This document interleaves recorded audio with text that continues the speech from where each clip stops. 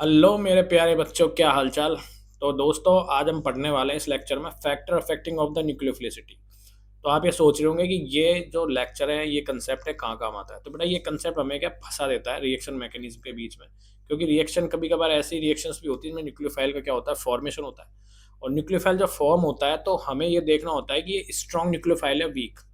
तो बस कुछ 5 फैक्टर इसके ईज़ी से फैक्टर होते हैं जिन्हें मैं बड़ी ही आसान और इंटरेस्टिंग ट्रिक के साथ समझाऊँगा आपको, और बिल्कुल आपको लॉन्ग टाइम तक आपको वो ट्रिक याद रहेगी। बस आप ट्रिक के बेसिस पे पहचान लोगे कि कौन-सा न्यूक्लियोफाइल स्ट्रॉन्ग होगा और कौन-सा वीक। तो आइए बेटा, हम स्टार्ट करते हैं आज का चैप लेक्चर को। तो फर्स्ट ऑफ ऑल हमारे पास टॉपिक है न्यूक्लियोफाइल्स, कौन-सा स्ट्रॉन्ग है और कौन-सा वीक। तो आज हम ये पढ़ने वाले हैं। तो सबसे पहले बेटा, मैं इनकी ट्रिक्स की बात कर लेता हूँ। फैक्टर अफेक्टिंग जो फैक्टर्स है इसको जो इफेक्ट करने वाले, पहले हम उसकी बात कर लेते हैं। तो फर्स्ट फैक्टर की यदि मैं बात करूँ, सबसे पहले जो हम देखेंगे सीक्वेंस वाइज चलना है बेटा हमको इसको लेके। पहला है सॉल्वेंट इफेक्ट। सॉल्वेंट इफेक्ट, ठीक है स्टूडेंट्स। सेकंड जो फैक्टर होगा इसका वो होता है चार्ज। थर्ड जो स्टेप होता है वो होता है रेजोनेंस। और जो फोर्थ जो स्टेप होता है, फैक्टर होता है, सॉरी स्टेप भी बोल सकते हैं, इलेक्ट्रोनेगेटिविटी। ठीक है स्टूडेंट्स। और जो पांचवा जो फैक्टर अफेक्टिंग होगा इसका वो होगा स्टेरिक हिंड्रेंस।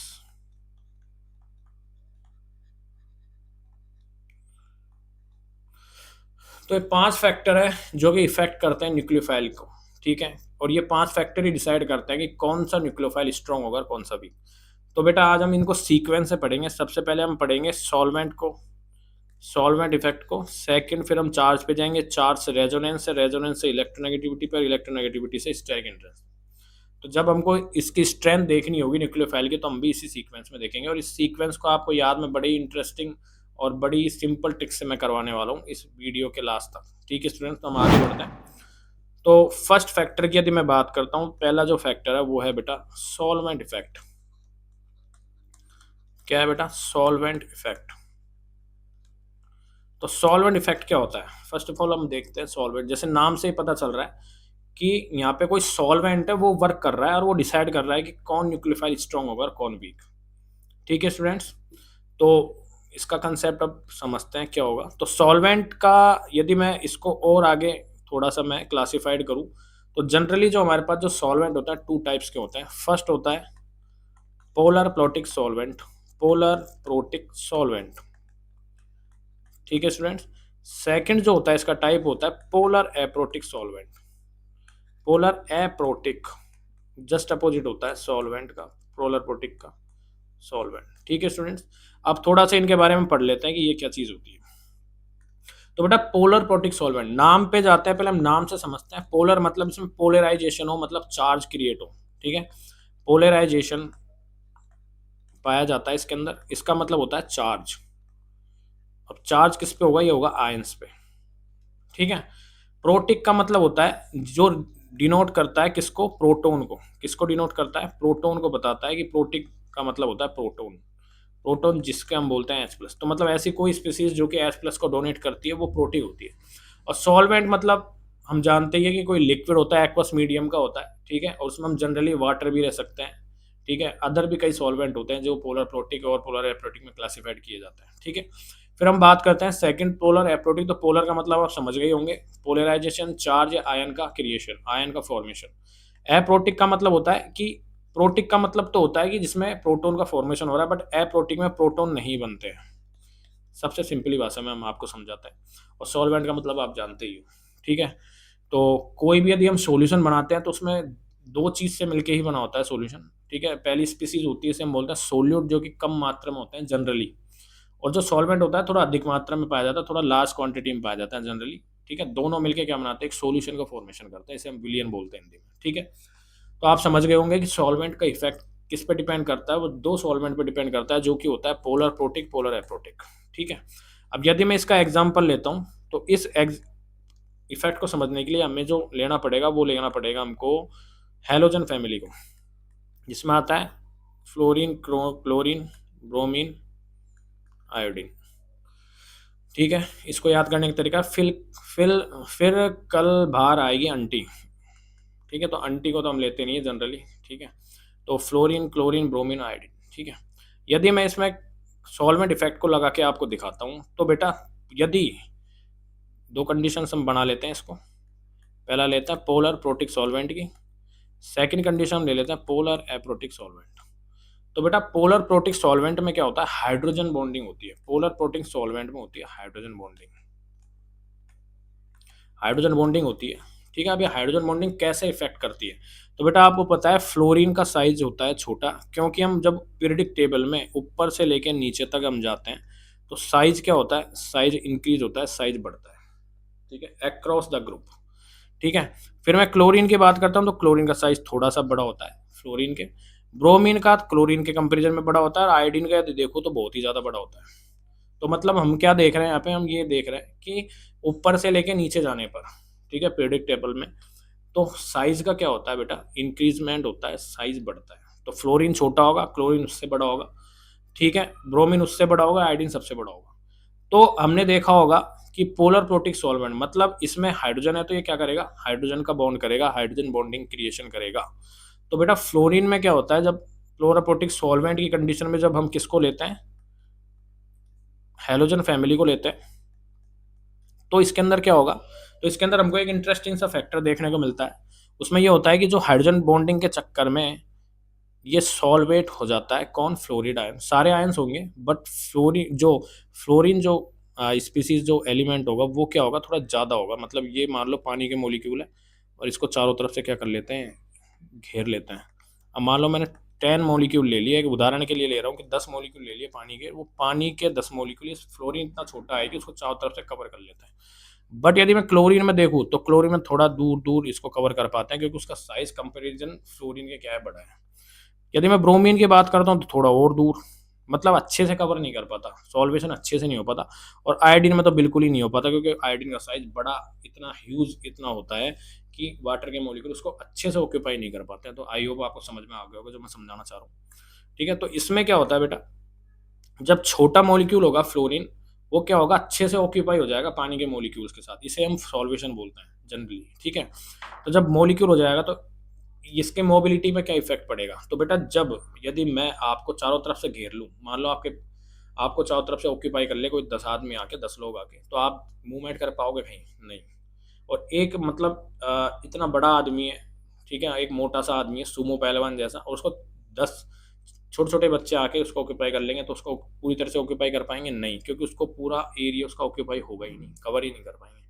ठीक है, तो पानी का मोलिक्यूल क्या करता है, जब फ्लोरीन के चारों ओर ऑक्यूपाई हो जाता है, उसको घेर लेता है, तो फ्लोरीन जो है इसकी जो मोबिलिटी है, इसका मूवमेंट है, वो क्या हो जाता है, बिल्कुल स्लो हो जाता है या खत्म हो जाता है। इस वजह से, किस वजह से, हाइड्रोजन बॉन्डिंग की वजह से और पोलर प्रोटिक सॉल्वेंट के होने की वजह से। जब इसका क्या होगा, मूवमेंट ही खत्म हो जाएगा, तो मूव नहीं कर पाएगा, मतलब रिएक्शन के अंदर पार्टिसिपेट नहीं कर पाएगा प्रॉपरली, क्योंकि इसका मूवमेंट नहीं हो रहा है। ठीक है, इलेक्ट्रॉन ना दे पाएगा ना ले पाएगा, क्योंकि ऑक्यूपाई है चारों तरफ से। तो इसकी जो न्यूक्लियोफिलिसिटी होगी वो क्या होगी, सबसे कम हो जाएगी। ठीक है, और न्यूक्लियोफिलिसिटी का जो ऑर्डर होगा वो इस प्रकार से होगा। ठीक है, जिसमें से फ्लोराइड आयन, तो बेटा मैंने इसमें आयन की फॉर्मेशन नहीं की थी, तो मैं आयन बना लेता हूँ, क्योंकि न्यूक्लियोफाइल होने के लिए इलेक्ट्रॉन रिच होना या इलेक्ट्रॉन का होना जरूरी होता है। ठीक है, तो जो न्यूक्लियोफिलिसिटी का ऑर्डर होता है, वो सबसे कम जो न्यूक्लियोफिलिसिटी शो करेगा वो करेगा फ्लोराइड आयन, और सबसे ज़्यादा जो करेगा वो आयोडाइड आयन करेगा। तो स्ट्रॉन्गेस्ट कौन सा होगा, स्ट्रॉन्गेस्ट जो न्यूक्लियोफाइल होगा वो क्या होगा, आयोडीन होगा, आयोडाइड आयन होगा। और वीकेस्ट होगा वो क्या होगा, वीकेस्ट जो होगा वो क्या होगा, फ्लोरीन। ठीक है, ये हो गया पोलर प्रोटिक सॉल्वेंट की कहानी। यदि मैं पोलर एप्रोटिक सॉल्वेंट ले लेता हूँ, तो पोलर एप्रोटिक सॉल्वेंट भी हम किसके अंदर लेंगे, हाइड्रोजन फैमिली के आयंस के बीच में लेंगे। ठीक है, जब मैं आयंस के बीच में लेता हूँ तो इसमें क्या होता है स्टूडेंट्स, तो इसके अंदर पोलर एप्रोटिक में ना तो कोई हाइड्रोजन बॉन्डिंग होती है और ना ही कोई सॉल्वेशन इफेक्ट होता है। तो इसके अंदर जो फ्लोराइड आयन होता है वो ज़्यादा मूवमेंट करता है, ज़्यादा मूवेबल होता है, ज़्यादा अधिक, मतलब इसके अंदर क्या पाई जाती है, मूवमेंट पाई जाती है। तो न्यूक्लियोफिलिसिटी का यदि मैं ऑर्डर बताऊँ तो वो क्या होगा, फ्लोराइड आयन का सबसे ज़्यादा होगा, फिर क्लोरीन का, फिर ब्रोमीन का, फिर आयोडाइड का। तो आयोडाइड होगा वो क्या होगा, वीक न्यूक्लियोफाइल की तरह एक्ट करेगा, और फ्लोराइड जो आयन होगा वो स्ट्रॉन्ग न्यूक्लियोफाइल की तरह क्या करेगा, एक्ट करेगा। ठीक है स्टूडेंट्स, तो पहला इफेक्ट आई होप आपको समझ में आ गया होगा। ठीक है, हम सेकंड इफेक्ट की तरफ अब बढ़ते हैं। तो सेकंड इफेक्ट क्या होगा? सेकंड जो इफेक्ट होता है वो होता है चार्ज। क्या होता है बेटा? चार्ज होता है। अब चार्ज कैसे इम्पैक्ट डालता है न्यूक्लियोफिलिसिटी पे? ठीक है, तो बेटा फर्स्ट ऑफ ऑल एक जनरली हम समझ लेते हैं न्यूक्लियोफाइल क्या होता है। तो न्यूक्लियोफाइल होता है electron rich species. Electron rich species होता है, नेगेटिवली चार्ज होता है, नेगेटिवली चार्ज होता है। ठीक है, और ये किसकी तरह मूवमेंट करता है? Movement towards nucleus. न्यूक्लियस जो कि क्या है? पॉजिटिवली चार्ज स्पीसीज है। तो ठीक है, ऑब्वियस सी बात है बेटा, कोई नेगेटिवली चार्ज स्पीसीज होगी किधर मूव करेगी? पॉजिटिव की तरफ, अपोजिट आयन की तरफ क्या करेगी? मूव करेगी। तो इसे हम क्या बोलते हैं? न्यूक्लियोफाइल्स। ठीक है, तो यदि मैं चार्ज की बात करूं तो चार्ज में एक बहुत ही इंटरेस्टिंग सा मैं आपको कंसेप्ट बता देता हूं। ठीक है, जितना ज़्यादा चार्ज जितना ज़्यादा चार्ज जितना ज़्यादा चार्ज होता है उतना ही क्या होगा? वो न्यूक्लियोफाइल स्ट्रांग होगा। उतना ही न्यूक्लियोफाइल क्या होगा? स्ट्रांग होगा।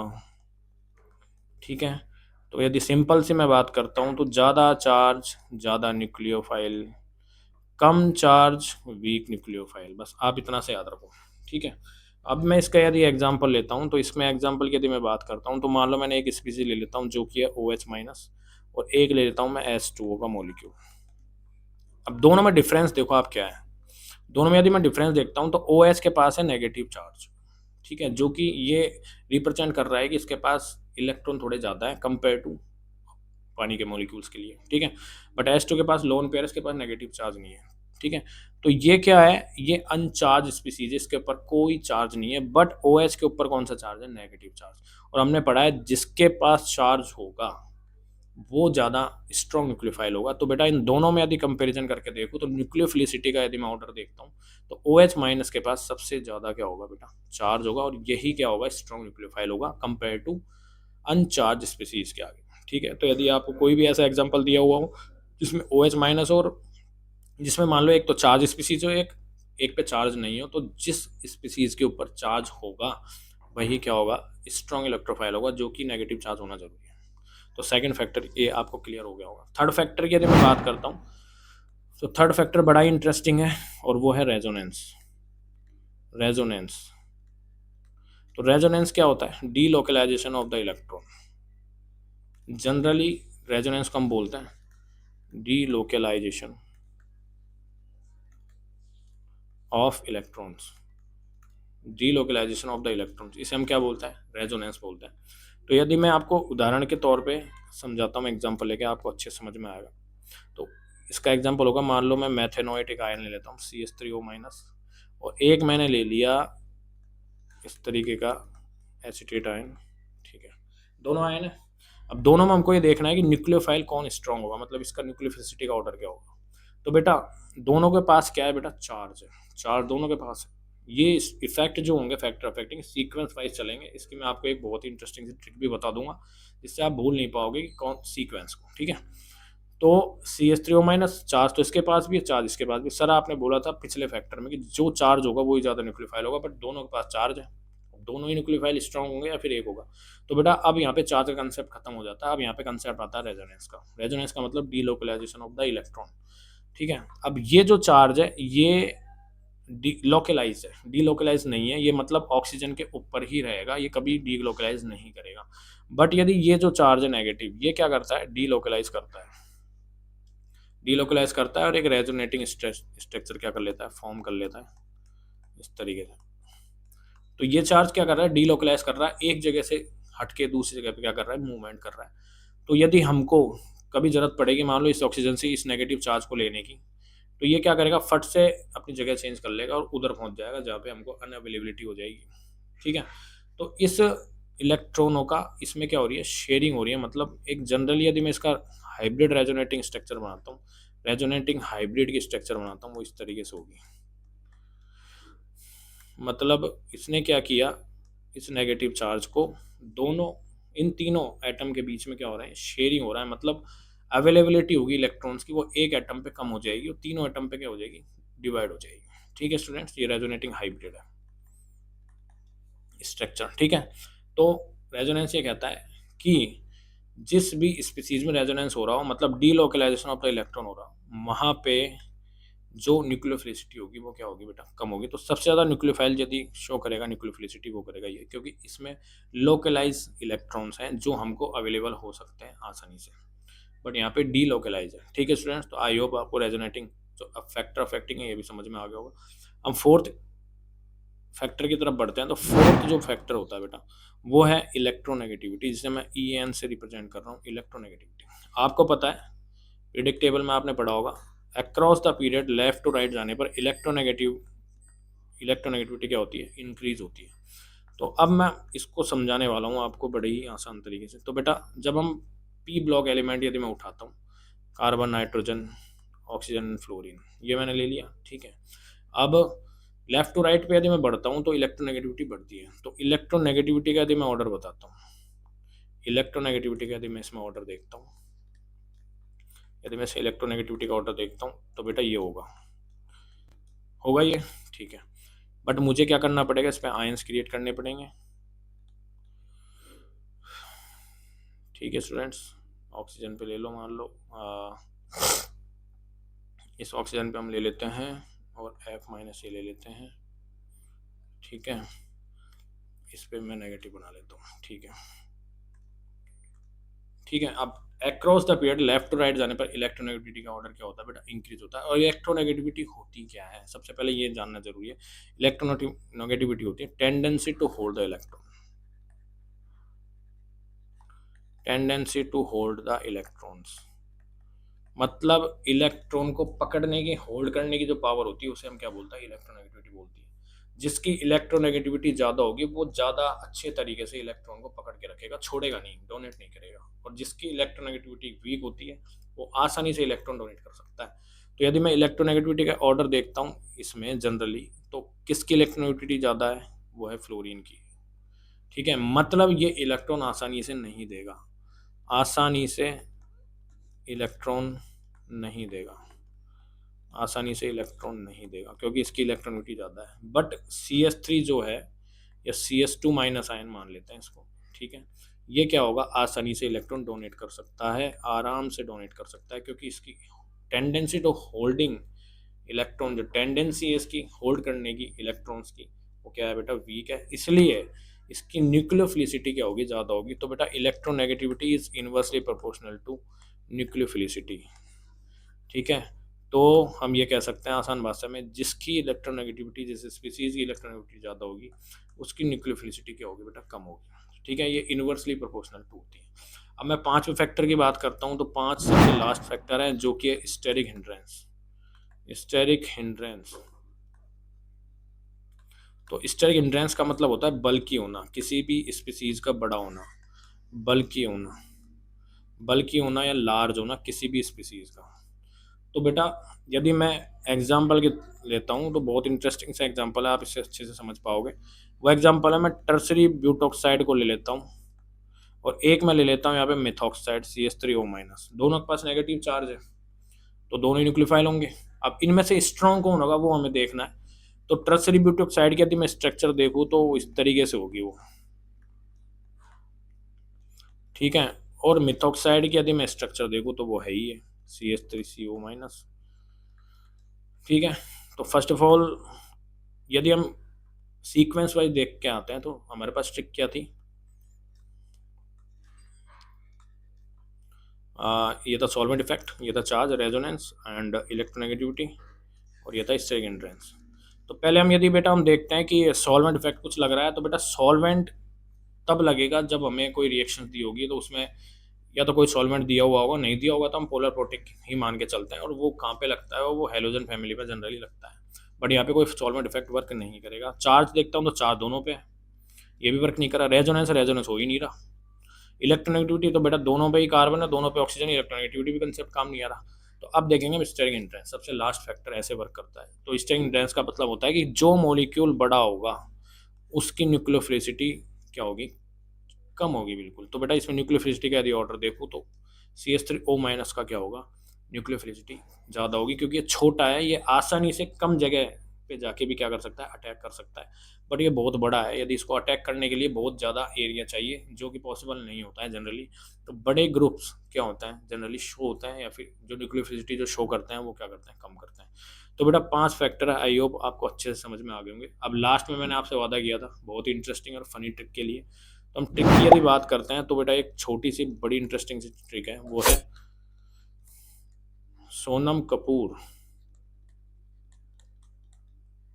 Sonam Kapoor creates reel every Sunday. ये बड़ी इंटरेस्टिंग सी ट्रिक है जिसको हमको सीक्वेंस वाइज याद करना है बेटा। Sonam creates reel every Sunday, जिसमें सोनम का जो एस है वो रिप्रेजेंट कर रहा है सॉल्वेंट को। किसको रिप्रेजेंट कर रहा है, सॉल्वेंट को, जो कि सॉल्वेंट इफेक्ट को रिप्रेजेंट कर रहा है, ठीक है। क्रिएट का शी है वो रिप्रेजेंट करता है चार्ज को, और जो रील्स का जो आर है वो रिप्रेजेंट करता है रेजोनेंस को, और जो एवरी का जो ई है वो किसका रिप्रेजेंट करता है, इलेक्ट्रोनेगेटिविटी को, और संडे का जो एस है वो किसका रिप्रेजेंट करता है, स्टेरिक हिंड्रेंस को, स्टेरिक हिंड्रेंस को। तो सोनम का एसओ ले लेते हैं, एसओ मतलब सॉल्वेंट, क्योंकि सॉल्वेंट में भी एसओ आ रहा है, ठीक है स्टूडेंट्स। तो ये बहुत ही इंटरेस्टिंग आपके लिए मैं ट्रिक लाया था, थोड़ी फनी भी है। Sonam Kapoor creates reel every Sunday. तो आपको इसी सीक्वेंस में न्यूक्लियोफाइल को देखना है कि कौन स्ट्रॉन्ग है और कौन वीक है, ठीक है स्टूडेंट्स। तो solvent effect, charge, resonance and electronegativity and the historic hindrance. तो सॉल्वेंट इफेक्ट तो पोलर एप्लोटिक से आप देख ही लोगे। चार्ज है तो जिस पे चार्ज ज़्यादा होगा उसकी न्यूक्लियोफिलिसिटी भी ज़्यादा होगी, जिस पे कम होगा उसकी न्यूक्लियोफिलिसिटी कम होगी। रेजोनेंस है वो भी क्या होता है, यूनिवर्सली प्रोपोर्शनल होता है। इलेक्ट्रोनेगेटिविटी भी यूनिवर्सली प्रोपोर्शनल होती है। और स्टेरिक हिंड्रेंस की यदि मैं बात करता हूँ तो स्टेरिक हिंड्रेंस भी क्या होगा बेटा, यूनिवर्सली प्रोपोर्शनल होगा। तो आई होप आपको ये अफेक्टिंग फैक्टर्स समझ में आ गए होंगे, और आप अब बिल्कुल भी नहीं भूल पाएंगे कि कैसे डिसाइड करें कि कौन सा न्यूक्लियोफाइल स्ट्रॉन्ग होगा, कौन सा weak. Thank you so much. और इसी तरीके के वीडियो, इंटरेस्टिंग वीडियो, मतलब एक बहुत ही इजी तरीके से केमिस्ट्री पढ़ने के लिए आप लाइक, शेयर एंड सब्सक्राइब कीजिए video. Thank you so much.